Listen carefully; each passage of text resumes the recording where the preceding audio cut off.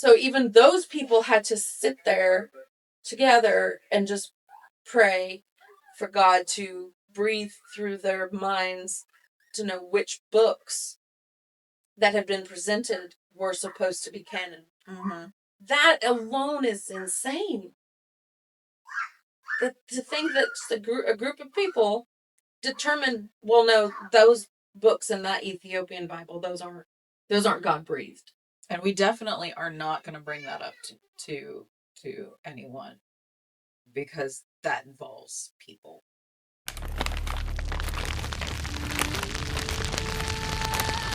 Welcome back to Deconstruction Diary. I'm Stephanie. And I'm Rose. We are two women who were raised in Young Earth Creationism. We are learning science, politics, and current events and history and all the things from a viewpoint of two women who have been raised in Young Earth Creationism. Yep. Today, we are doing a little bit of something different. We're trying something different. We have a video that I have not seen. I'm going in cold. I think you've watched it. I watched 13 minutes. It's a 3-hour video. I've only watched the first 13 minutes. And we're going to do a little reaction to it. Yes. This has a lot of detailed history. The video is from Matt Baker. He is the All About Charts guy. I think I'm saying it right. I will link this video and his channel down below. But this is he has a PhD in religious studies, and he has created amazing maps of a variety of topics. And the one that he's going into today is the Christian Denominations Family Tree. Yay. Yay. And it's in family tree style, which my brain can really understand. And he talks so well. He's a little bit fast, but he talks very good. So we're going to see what conversations this sparks. Over time, there emerged 5 cities that were the most important centers of Christianity. These were Rome, Constantinople, Alexandria, Antioch, and Jerusalem. Each one had a leader known as a patriarch, and hence each center was known as a patriarchy. So there was the Council of Chalcedon, and it came out with 4 patriarchs? 5 patriarchs? Why? So what were the reasons for the 5 patriarchs? Without me looking it up, I want to say political reasons. I want to say this was a matter of maintaining that consistency when the nation, the Empire of Rome was literally on very shaky ground. Okay. We're nearing the collapse. We're nearing that point. So there would be... Ew, don't look my ears. I said you could come lay here. There would be that need to keep everything coherent and cohesive across multiple states. So these are not 5 different viewpoints? No. At this point, at least? Not at this point. They were meant to, okay, we just need more people on staff to help. If I remember correctly, it's hard for me to pull that one out of the brain without a little more reference. But if I remember correctly, yes. And like he says, there were still split-offs that were happening anyway. Anyway, yeah. Despite these attempts to keep a cohesive religion going. Because it's humans. It's humans. It's humans. It's people. People were involved. But every apparently, step of the way. In 2026, we finally figured it out. Yep. That was the roundabout answer I was always given. Well, why was there, why has there always been division, and why are people this? Why are there all these denominations? What about all the translations? In the Crusades and things like that, it was always, humans are involved and humans make mistakes, and we're constantly trying to figure out, how to be, the most pleasing to God. Mm-hmm. And we're learning more and more every day. We're getting better. We're figuring it out. Because God himself couldn't just clearly tell us. Well, apparently we were given a constitution. It wasn't in my Bible. I feel like if we were just given the Constitution, the I mean, I Nicene feel like- Constitution, maybe we would I have feel all like been if it better. was correct, it would have happened back in Genesis. Right. Yeah. I mean, It's if there really is a one true God and a one true way to worship God, I feel like God should have come down and said something about that. and I feel like it would have been a lot more clear. I feel like, generally speaking, that is the responsibility of the person in charge, which would be He did. He God. spoke to Abraham. Moses. Oh no! And apparently that wasn't enough, so he had to send Jesus. That wasn't enough, so then there was that's what I'm Paul. saying. Like, I feel that like wasn't enough, so then there was Constantinople, or not Constantine. And that wasn't enough, so there was the Council of Nicaea. Just feel like there needs to be like some direct communication at some point. Everything's God breathed. Like, what is it? Is it Confucius or Sun Tzu? The rule of like, if the people you're leading mess up once, it's their fault. But if they mess up twice, it's your fault for not being clear enough. I like that. It's kind of like a shame on me.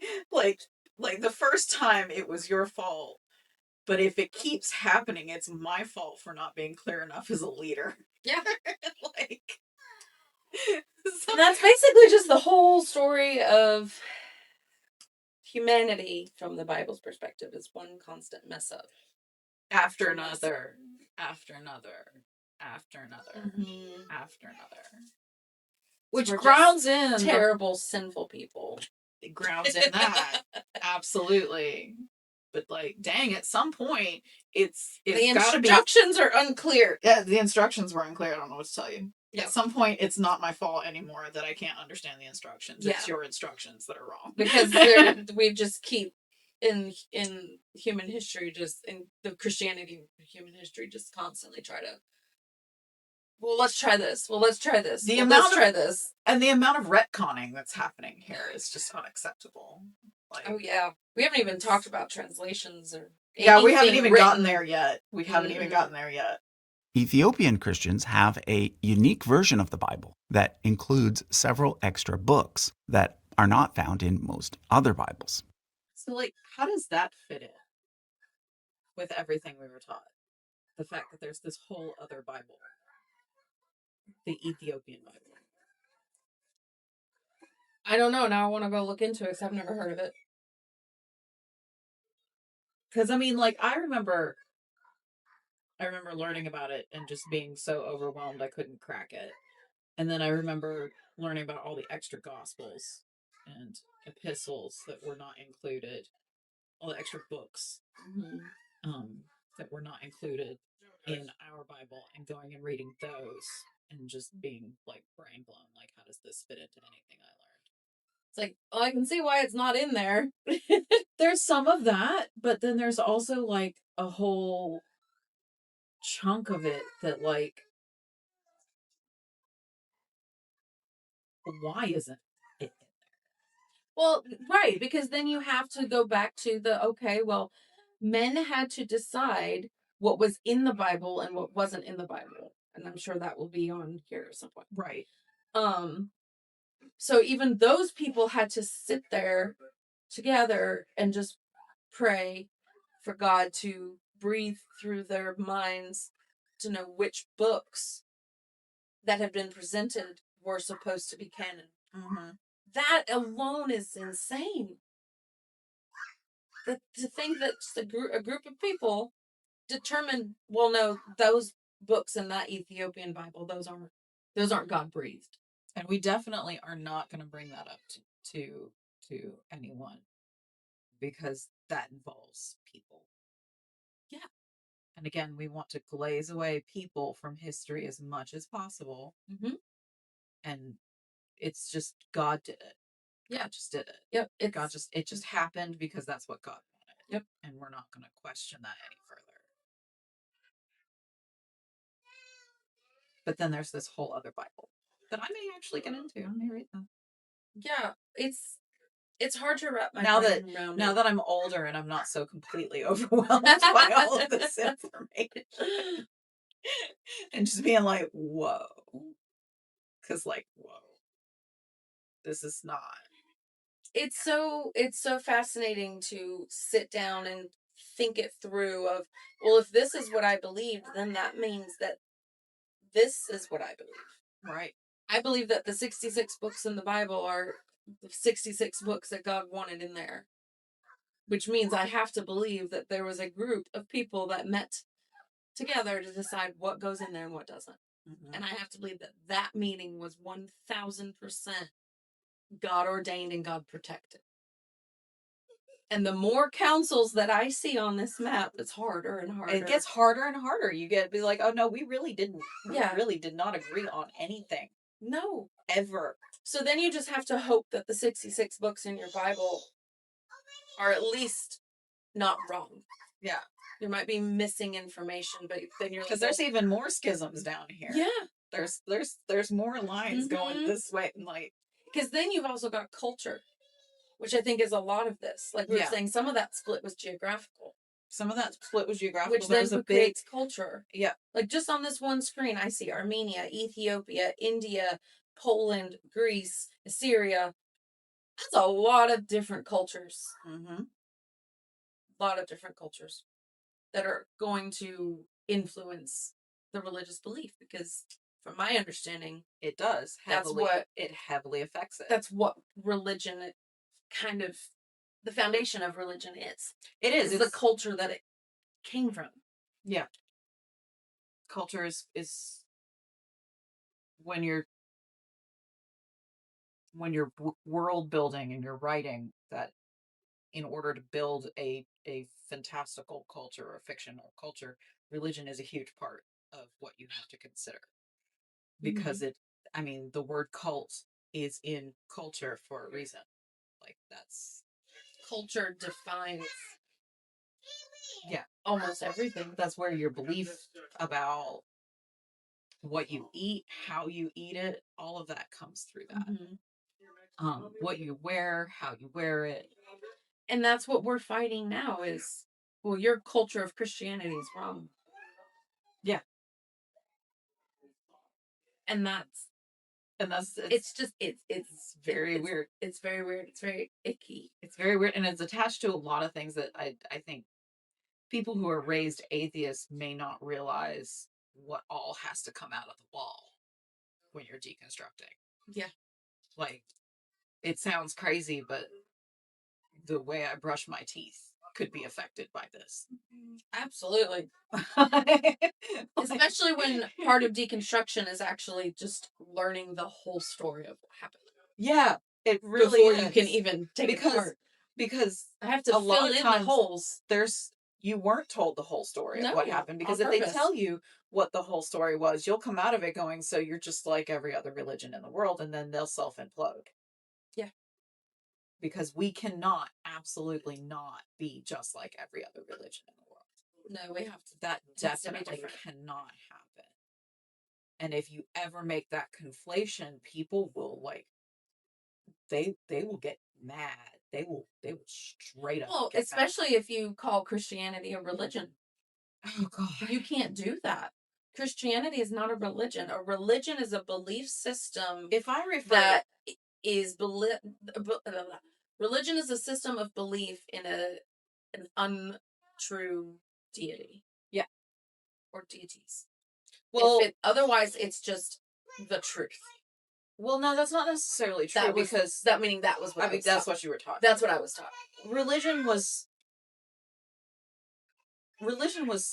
like a dirty word. Yeah. In my house growing up. Yes. But I don't know if it there definitely, like, Catholicism was a religion. Mm-hmm. And that's why it was bad. Yep. Judaism is a religion, and that's what we don't have a religion, we have a relationship. That was and my now Facebook that I'm 40, I'm like, a toxic one. That was totally one of my first little Facebook, your little bio that you made way back in 2006. Yeah. I've had Facebook. No, I didn't join until I think 2008. I joined in 2006 or 7. I was not a social media fan. I wasn't. I didn't know anything about it. I was coerced into my Facebook account. Yeah, I still coerced you into TikTok. You did. You coerced me into TikTok. It's fine. You coerced me into history. That's right. It's and science. fair. I It's left fair. I left you alone in a room with a YouTube video that just destroyed. It's like, your cool, now we gotta world. put this on social media. You started this. You're joining me for the ride. Fine. Fine. I will hold the roadmap. As the centuries went by, Rome and Constantinople drifted further and further apart as Europe became divided between the Holy Roman Empire in the west and the Byzantine Empire in the east. This came to a head in 1054 with what's called the Great Schism. The Great Schism can be blamed on many different things, but I'd like to point out just two. One was a disagreement over whether or not Rome and its bishop, the Pope, was the head over the entire Christian church. According to Constantinople, the Pope was just a first among equals. In other words, he held a special place of honor, but in practical terms, he held no more power than the Patriarch of Constantinople. However, according to Rome, the Pope did have actual authority over the entire church. So this is that meme from the Avengers. The one where they're all on the With shore. Thor and what's his name, Oh. and asking like who's in charge, and they're like laughing and being like, "It's definitely me, right? I'm in charge, right? Oh yeah, absolutely, you're in charge." Like that's what's happening here. Yeah. This is a fight for power. Then not just a fight for power, but an unlike I'm totally gonna let you sit over there and say you're in charge, but you're not. You're not in charge over here. You're in charge Like, over there, and you that think went- you're in charge everywhere, but You're not. And I'm gonna let you think Yeah, that you're you in are. charge everywhere so that I can be in charge here undisturbed. And Okay. that went on for an extensive period and then of the time. Great Schism in 1054. Yeah. Okay.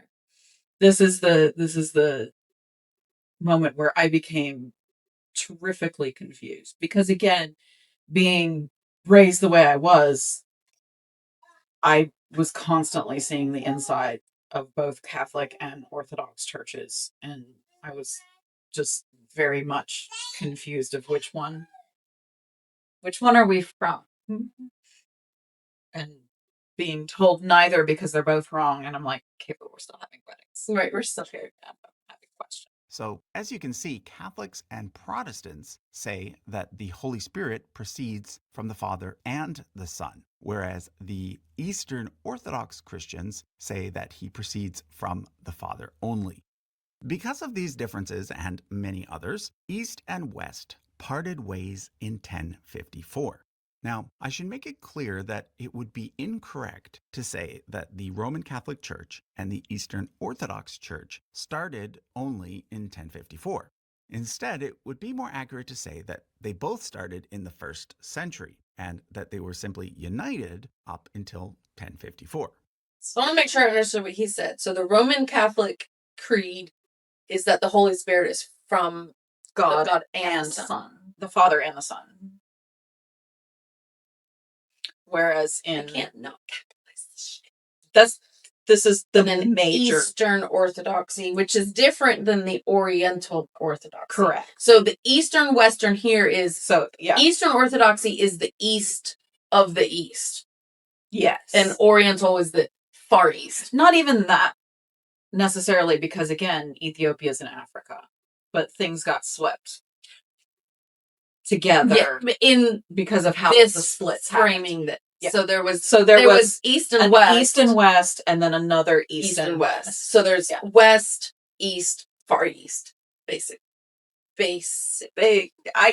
From where you're like how your brain's doing it. I'm gonna say, Okay. just be careful with the language because Fair Far enough. East is actually a place, Which is what? which would be everything east of India, Not. Okay. like India and further. Which is not Not the Oriental Orthodox in here.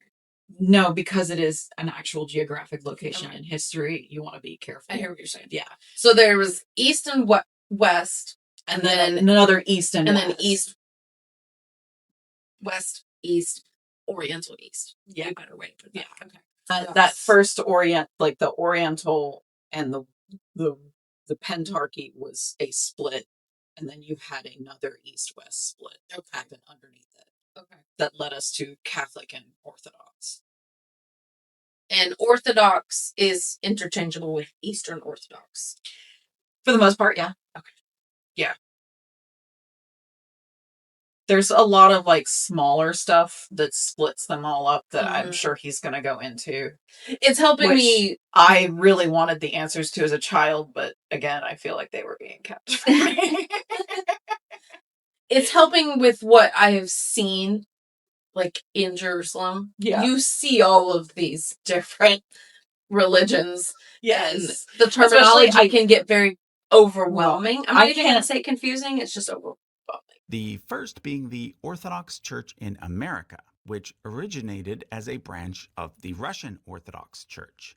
The Patriarch of Moscow currently recognizes the American Church as being autocephalous, but the Patriarch of Constantinople does not.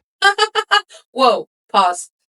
Okay, hold on. Okay, this dude just said that the Orthodox Church in America is was at its initial formation an offshoot of the Russian Orthodox Church. Yes. What? I need a date. It adopted its current name in 1970.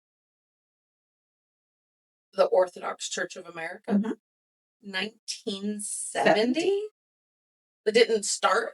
It can trace its roots back to 1794 with the arrival of 8 Russian missionaries in Kodiak, Alaska. It was originally established as a diocese of the Russian Orthodox Church and did not officially gain administrative independence until 1970. It didn't gain. It's administrative independence. It's autocephaly. Oh, it's awesome. Okay. So it functioned as a Russian Orthodox Church until 1970.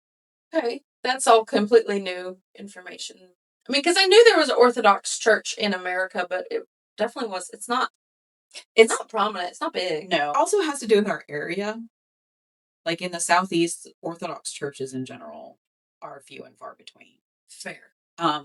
You cross that Mason-Dixon line, though. At the neighborhoods that my dad's family reside in, that symbol of the 3 strikes is everywhere. Like the way here in the South, people will have just decorative crosses on the walls. They will have their cross above the door on the inside of the house. Yeah. Like as you come in and out, you're crossing underneath it. Like we had stuff like that. It's stuff that to the point where I didn't realize that it was a distinct religious symbol as a child until I was in high school and I was learning about this stuff. And I was like, oh, that's a completely different religion. I didn't know that. Gotcha. I thought it was just a fancy cross. I mean, I guess I would always see those fancy crosses and just be like, okay, it's extra embellishment. Unneeded extra embellishment. Yeah. But that's so common within those circles that I didn't think twice of it. And then your face when he said that, I was like, oh yeah, that's a thing. I just find it interesting of all of these Eastern Orthodoxies, Russia. Oh no, they brought it big. They were big. Which, I mean, I get that they were the biggest of them. Yeah. But it's just interesting. I don't know. Yeah. No, I mean, now I feel like I need to go do American history. You probably do, because I mean, I know it's on the list, but like from this perspective as well, because it's so the intersection between religious history and American history is very deeply embedded into each other. Like, yeah. Oh yeah. Yeah. Ooh, how we got to where we are is a very, very fun roller coaster, and all of it has to do with immigrants from the very beginning. Well, I mean, even just this, the Russian Orthodox came as missionaries through Alaska. Yeah. Because they would have come across the Pacific. Yeah. That is an immigrant. That's how the Orthodox Church in America got here. Yeah. That's how all of them got here. Right.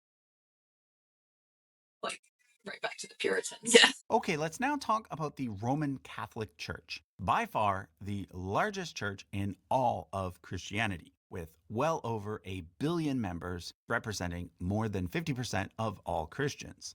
Now, when most people refer to the Roman Catholic Church, what they're really referring to is the Latin Church, which is actually just one of 24 churches that make up the entire Roman Catholic Church. 50% of all Christians aren't real Christians. That is, like, that is the part where I think I got so blindsided by all of this stuff being national. And because I really thought that fundamentalism and evangelicalism was a regional problem. Like, okay, y'all are crazy, but it's limited to this one spot. And I really genuinely thought that because growing up, I did see a lot more Catholics and Orthodox than probably you did. Just from what's in my family. Oh, yeah. No. I was like, I knew that Lutherans were out there. I understood, like, the difference between Catholics and Lutherans, which is a whole thing down here. There's nothing more jarring than having Lutherans and Catholics and Orthodox in the family and then talking to somebody who conflates them all together as if they're the same religion and going, do you want to come to Thanksgiving? And have them explain to you why they're not. Come on. It's not. The food will be good. The food's great. The show's amazing. Did you have lasagna those Thanksgivings? No. Oh. No. Like, we actually never did Thanksgiving. It was always a wedding. Oh, right. But even then, people would be getting into religious debates, and like, there's a whole branch of my family that won't even address my father as being a person because of his religious beliefs. Like, it's fun. It's really interesting. Yeah. It's really interesting. Yeah. Just like, yeah, sure, you can conflate them all into one group if you want. I wouldn't do it at my dinner table. My family does not have that type of religious variety. No, yeah, I can see that. Yeah. And like, even like my mom's side of the family is like, the beliefs vary. And so We've got evangelical, Protestant, Pentecostal, Baptist, yeah, Messianic. we have like, my mom's That's the Methodist, We were non-denominational non-denominational. and Assemblies of God. Well, it's just like, it's hard because so many people say non-denominational, and really what they mean is evangelical. Yeah, it was a Like, really big thing though. Growing up, to be like, oh, I'm we're non-denominational. non-denominational, meaning it was like attuned to non-religious. It kind of like we were saying earlier, like religion was bad. Oh, we don't partake in any of that. We do the real thing. We do the true. We don't restrict ourselves to a box. While restricting ourselves. I found the box. I looked it up. It's there. It's a box. There's a box. There's a box. There's a non-denominational box. There's an Assemblies of God box. Yeah. The Assemblies of God box is very toxic. That's what I had. I never understood why my mom was always like, we are not staying for the sermon. Anytime we danced at an Assemblies of God church, my mom would be like, we are not staying for the sermon. I never understood that. I was like, that is such a weird bone to pick, Mom. We have gone to Catholic services. We've gone to Orthodox services. We've got, like, why? And now it's like, now you've talked to me. Now I'm like, oh, that's why. That's why. You learned what? That was the right bone to pick, Mom. I was like, oh, that's why. Yeah. I don't think my parents chose Assemblies of God because it was Assemblies of God. No. By any means. No, We I don't church think hopped. anybody chooses a church that way. Yeah, we church hopped for a while, and that was the one we ended up at, and it just happened to be Assemblies of God. That was my vibe at the time. Yeah. We weren't like, we have to stay with Assemblies of God. We weren't. We were non-denominational most of the time. At least I believe that's the branch they all claimed. Yeah. And actually, for the longest time, I didn't realize that Assemblies of God wasn't non-denominational. Yeah, because they do. They try and put themselves in I said all growing up, oh yeah, I'm non-denominational. Where do you go? I go to an Assemblies of God church. But it was Yeah. I didn't realize until I started deconstructing That it's a denomination. It's a denomination. Yeah. I did not realize that. Following the council known as Vatican II.